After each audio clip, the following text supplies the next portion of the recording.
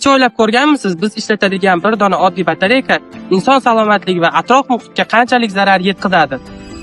Bitta ishlatib bo'lingan batareyka 20 metr kvadrat yerni, 400 litrgacha yer osti suvlarini, 2 ta daraxt, bitta tipratikan va 10 mingga yaqin yomg'ir chuvalchanglarini o'ldirish kuchiga ega. Biz ishlatib bo'lgan batareykalarni maishiy chiqindilarga qo'shib tashlab yuboramiz. Afsuski, bu chiqindilar chiqindi poligoniga borgandan keyin boshqa chiqindilar bilan kimyoviy reaksiyaga kirishgan holda yonadi va atrof muhitga juda ham katta zarar yetkazadi. Biz ushbu atrof muhitdan nafas olamiz va nafas olayotgan havomizni batareykalar chiqindi poligonlariga borib yonganidan keyin zaharlash kuchiga ega. Xo'sh, unda ishlatib bo'lingan batareykalarni nima qilishimiz kerak degan savol tug'ilyaptimi? Bizda bunga yechim bor. Ishlatib bo'lingan batareykalarni Inxon universitetida tashkil qilingan maxsus urnalarga tashlang.